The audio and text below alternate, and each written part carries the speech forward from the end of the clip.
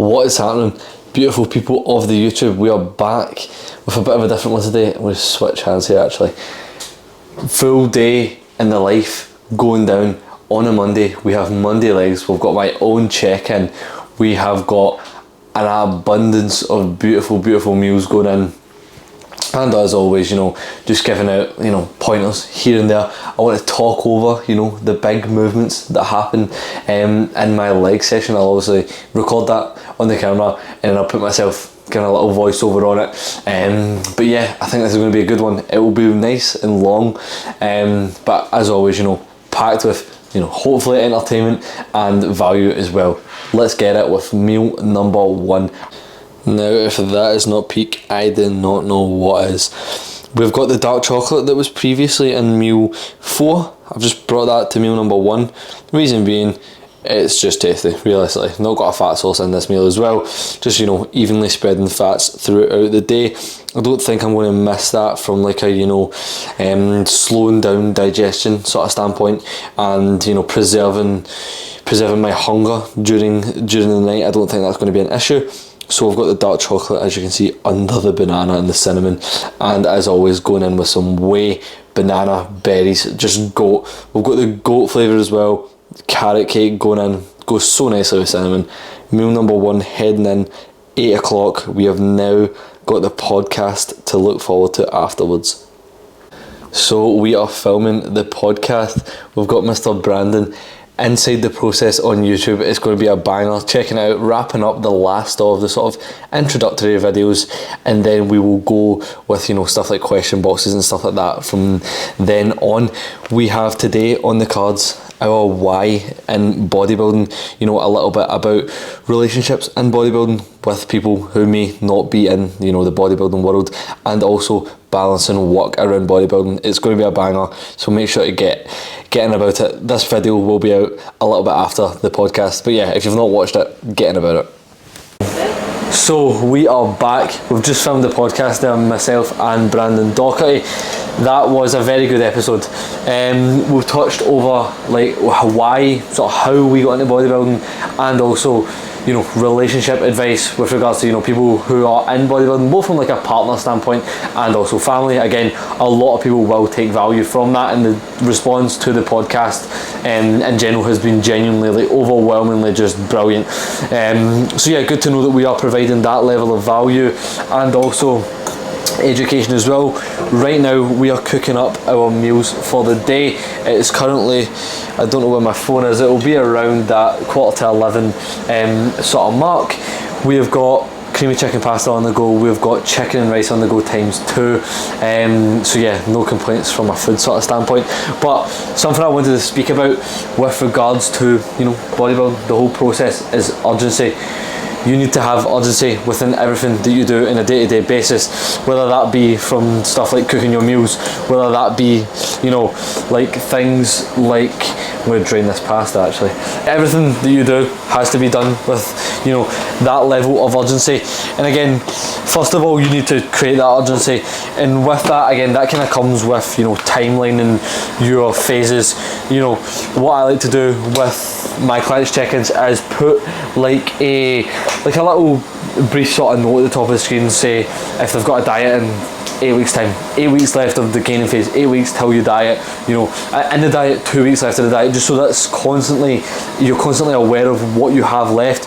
And again, it does, that is one thing that creates that level of urgency that you do need, almost creating that sense that you have that time is almost kind of ticking. Not that you're in a rush. Again, you can sort of look at this on the flip side, and it can be a little bit like, oh, it's stressful and all that sort of stuff, but you kind of need to just find that fine balance where things are not too stressful, but you are doing things with that level of urgency that they realistically need to be done at to obviously get the most out of any given situation within life, really. So yeah, that is the sort of pre-workout sort of meal chat. As I say, podcast will be out a little bit before this video. The video will be out right now after the podcast, but if you haven't watched the podcast already, go and check that out. 1 hour and a bit maybe. Myself and Brandon Docherty, as I said, going over, you know, bodybuilding wise, relationships, how to balance, you know, like working while also doing bodybuilding as well, you know, how to see that, the perception that, you know, you just view everything realistically can then obviously determine the actual, you know, realness of the outcome of a situation. So yeah, that is all for the sort of pre-workout chat.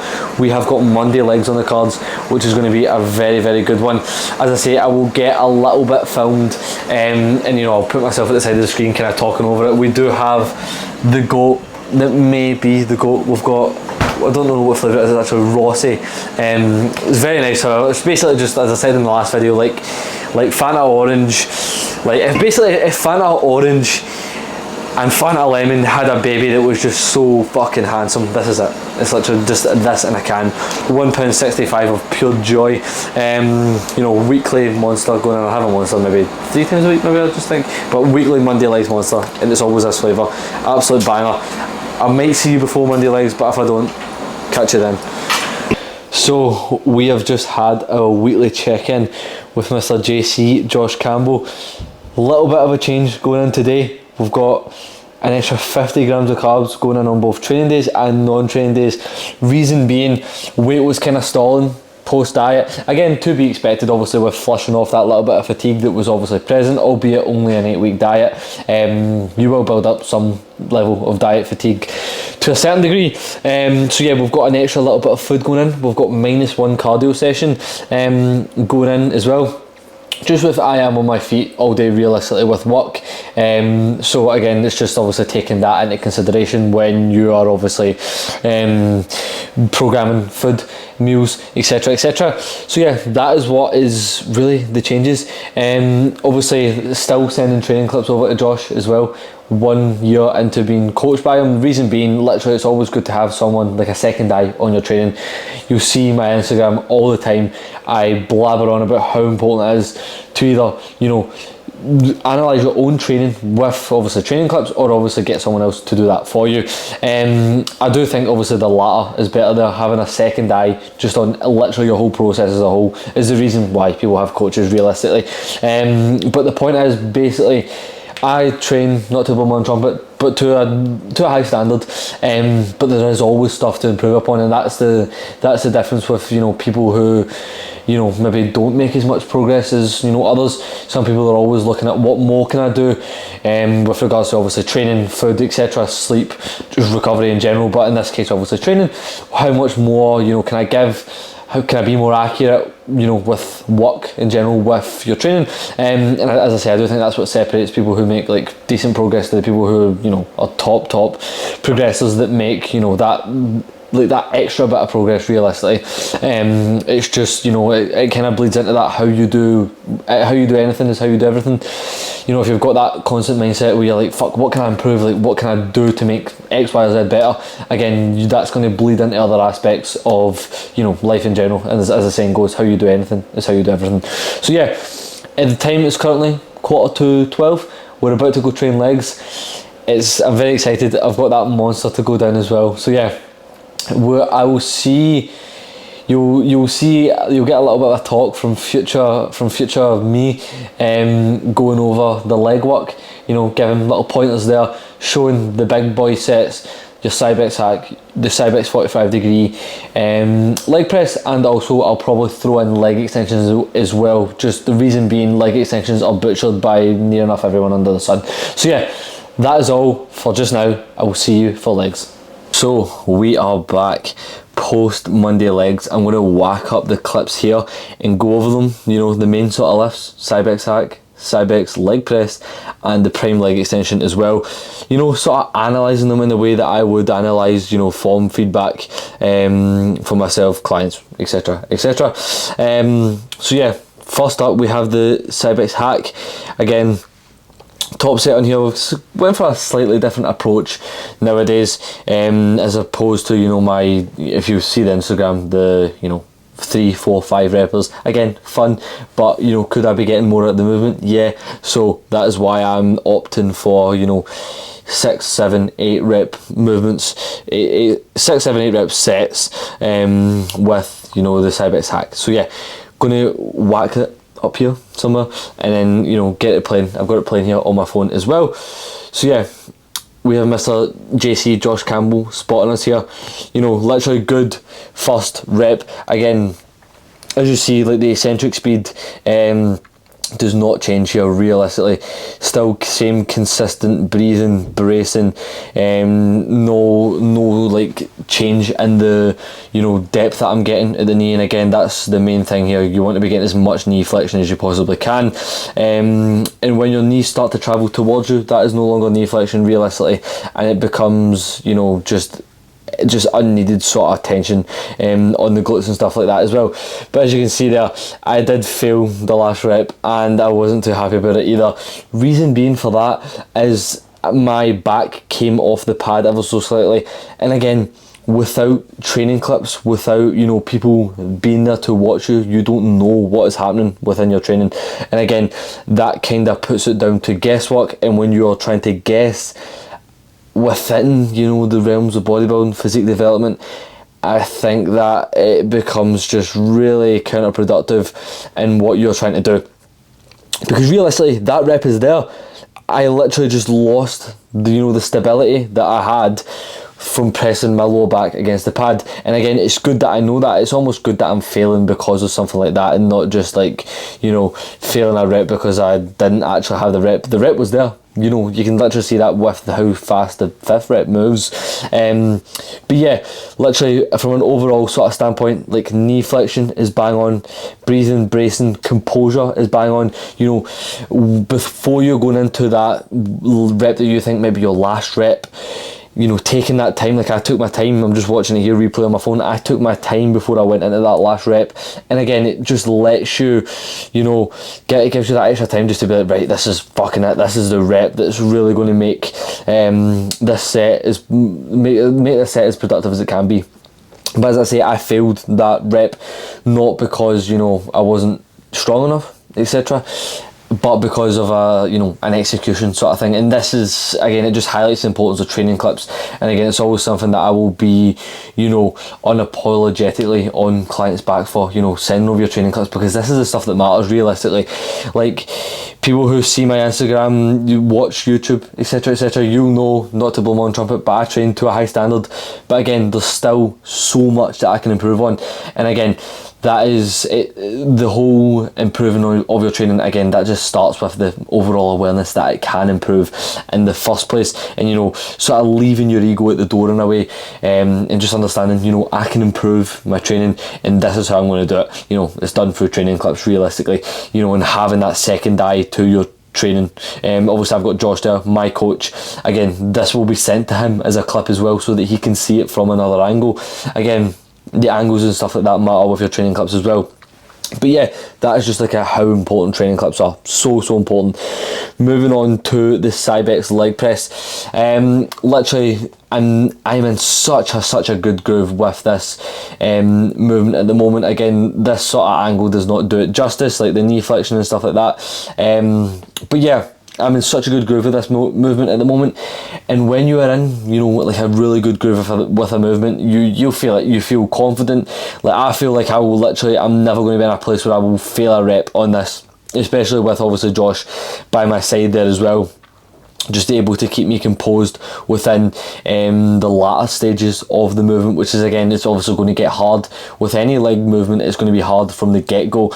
But, you know, it kind of, with my recent Instagram, well, one of my recent Instagram posts, I was saying about, you know, being able to lean into the pain and almost be like searching for it, because I get on that movement and I am like, I can't wait to, you know, get to these 50-50 grinding reps, and, you know, almost seeking out that pain. And, you know, as kind of cringy as it sounds, like, you know, seek the pain, train as if you want to, you know, bleed. It's very, you know, it sounds so dramatic, but that's the way I think about it. And it allows me to, you know, progress my leg training to like a really high degree. And obviously my legs, my quads, hamstrings, glutes are my best muscle group. And I do think the main reason behind that is just, you know, how how much it means to me, first of all, but how intensely, how accurately I can train my legs whilst remaining that high level of composure. And again, this has all been built up through training clips, through reviewing my own training, through sending Josh my training, through watching other people, high level athletes train as well. Again, it's just that constant education. You don't know unless you know, realistically. So yeah, that is the top set of the Cybex leg press. Moving on to leg extension, a movement that's kind of butchered by a lot of people.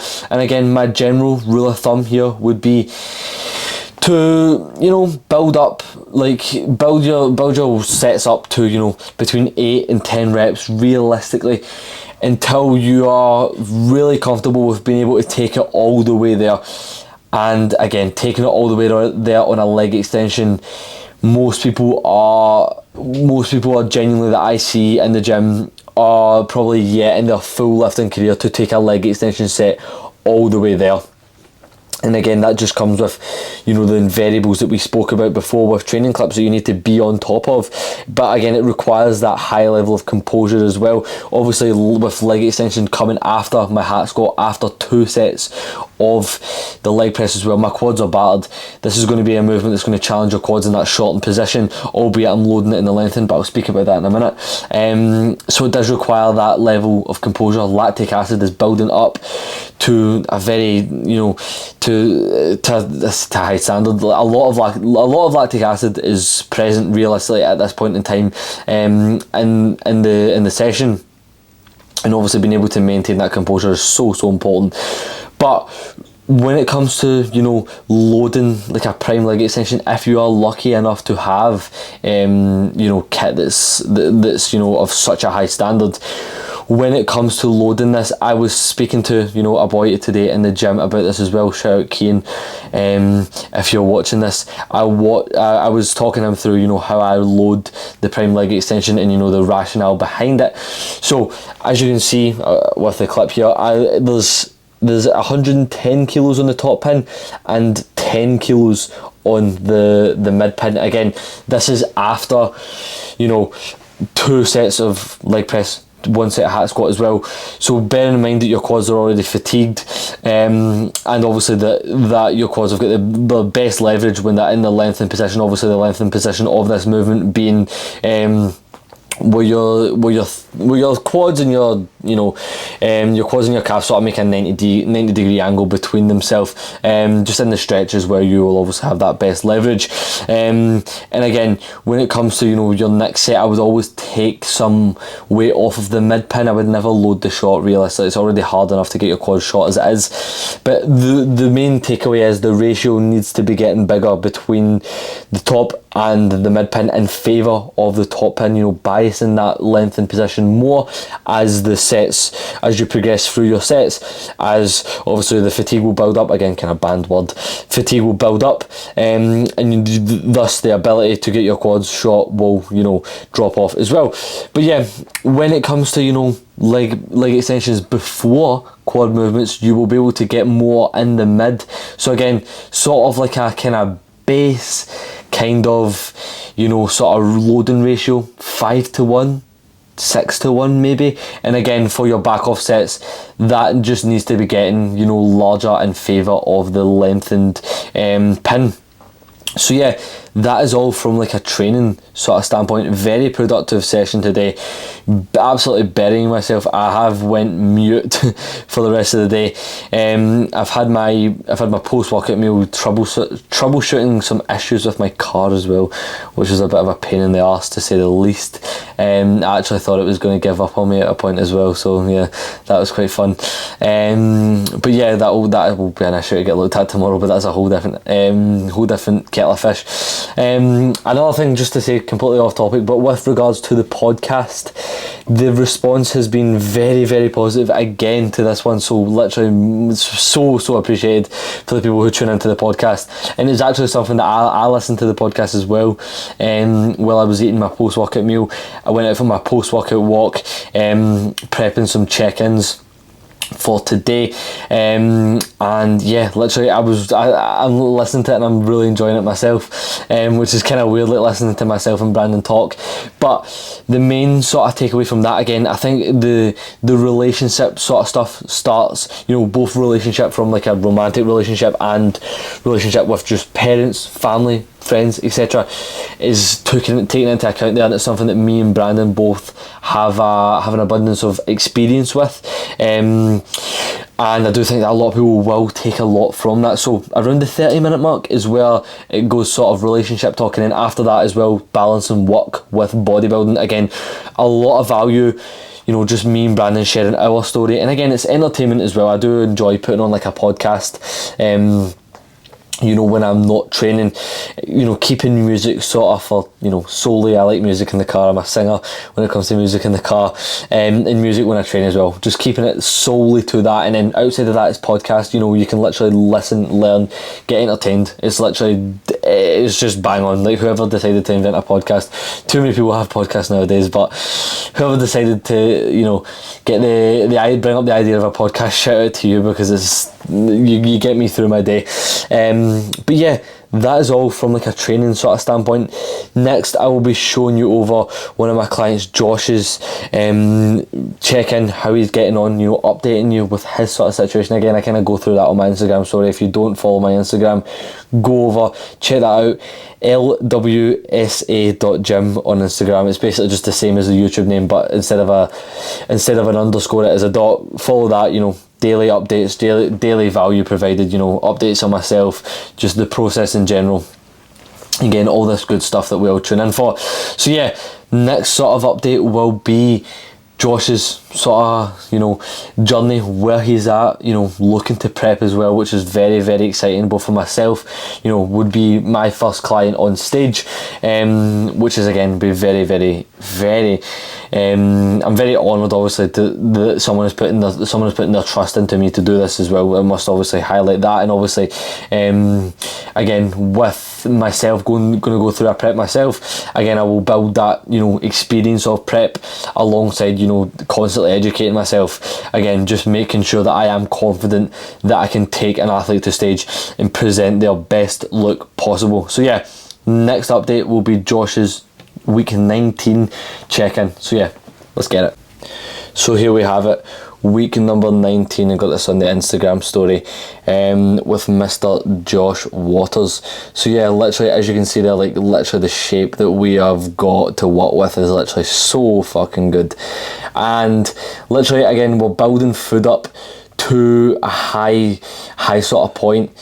So literally, as we were saying there, Josh is looking to compete 2028/2029 now. Literally, we are working towards our goals on a daily basis, to make sure that we can be as productive as we can, leading up to that point. And again, it does sort of highlights, if you want to be doing competitive bodybuilding, you realistically want to be with a coach. There's no like ideal time or needed time, but realistically, the more time the merrier, when it comes to building that relationship with your coach, and obviously your coach getting to know your body, how your body reacts to X, Y or Z. Again, going through multiple phases with that coach, again, they'll just build up a good understanding of just how you work, how your body works, etc, etc. But yeah, as I was saying, we're building food up really, really high right now, looking to diet in 11 weeks time. So again, how you work with one phase directly impacts your next one. It sets you up, whether it's going to be positively or negatively, just depending on how you literally do that yourself. So what we are doing right now to ensure that next diet is so smooth sailing is we are building up our food nice and high to give us that long runway to pull it back down. And realistically, food won't have to get really low to make sure that obviously fat loss is occurring, because food is already really high in the first place. But while food is high, we're not just pushing it for no reason. It's obviously high to fuel training performance, it's high to push body weight. And again, when all your training, when all your phases, are mapped out within your timeline, it does, provide that level of clarification, and it does allow for you to, plan in advance or stuff like this. So again, we've got Josh's years mapped out when we want to prep and stuff like that. Again, it takes that stress off of him, and it's completely onto me. And literally everything has been so smooth sailing from now, from when we started till now, and I don't suppose it's going to be any different when it comes to dieting, because we're using the right credentials with building the food up. As I said, everything is all planned out methodically, and again, this is kind of like a shameless plug, but again, that's what I like to do with my clients. It makes that, like, if the level of understanding is high, then the level of adherence and stuff like that tends to be higher as well. The more adherence you can have, the more progress that you can make. So yeah, that is literally how I like to go about my coaching, my clients, etc, etc. That is a little update on Josh looking to prep in 2028, 2029. But as I say, getting the work done now. Physique development, bodybuilding, it is a game of, you do the work today but reap the rewards tomorrow sort of stuff. And you need to spend time loving the process before you decide to do something as extreme as a bodybuilding prep. But yeah, that is literally what we're doing. We're earning the right to prep, and I don't doubt by the time it comes to prep, we're going to be more than just a competitive junior. We're going to be a very, very competitive junior with the shape that he has, the potential that he has. It's just a case of we need that muscle to match it. But the good thing is, time is on our side. But as I said earlier on, we are maintaining that level of urgency, because again, once you let complacency set in as opposed to urgency, that's when you fall off the track. So yeah, keeping that level of urgency, as I like to do with myself, as I like to do with clients, just it pushes you that extra sort of mile when you know that the end of a phase is creeping up, or the start of a new one is looming just over the hill sort of standpoint. So yeah, that is an update on Mr. Josh Waters. Very, very productive, and we're definitely heading to where we need to be. So yeah, more than happy with that. Just got one more meal left for today. I've got tomorrow's meal prep as well to be doing as well. So yeah, pretty busy day on a day off work for myself. But yeah, busy is a privilege. So yeah, see you soon. So we are back, wrapping up the day in the life video. Again, something that me and Brandon were kind of speaking about in the podcast. I'm just going to cross the road. Something that me and Brandon were speaking about in the podcast is, managing your time around work and stuff like that. And when it does become a case where you have, very, very little time, you can look to utilise things that that kind of hold you accountable from like a time sort of standpoint, which can be your notes app, writing that you want to do X of a task by X of a time, or you can use stuff like Google Calendar. I find that very useful.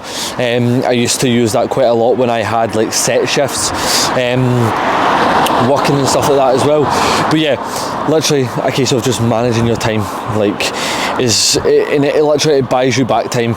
And again, you'll always get people that say, I don't have time for X, Y or Z, I can't do that because I don't have time. Realistically, you've got time, you just spend it doing really silly things. And again, that's kind of harsh realistically, but it's just kind of like, it's the harsh reality when you really think about it. Meals have been prepped for tomorrow.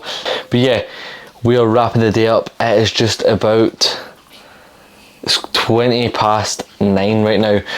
Just about to get ready, head to bed, wake up a little bit earlier than usual, wake up at 6 instead of my usual 6:30 for work. So yeah, we've got that to look forward to, and we're literally just wrapping up the video now as well. Steps, everything has been boxed off for the day, legs have been trained, everything is done, boxes have been ticked. That is all for today's video. Hope you got some value from it, and as always, if you haven't checked out the podcast, definitely go give that one a listen to. I actually listened to it myself, and I really enjoyed it. And again, I think that's good, to be fair, realistically, that I can watch my own podcast and enjoy it. But yeah, if you haven't watched that, go ahead, jump over to the Inside the Process podcast YouTube channel and give that a little bit of a watch. Again, Spotify as well if you're a Spotify sort of listener. But yeah, now I say goodbye.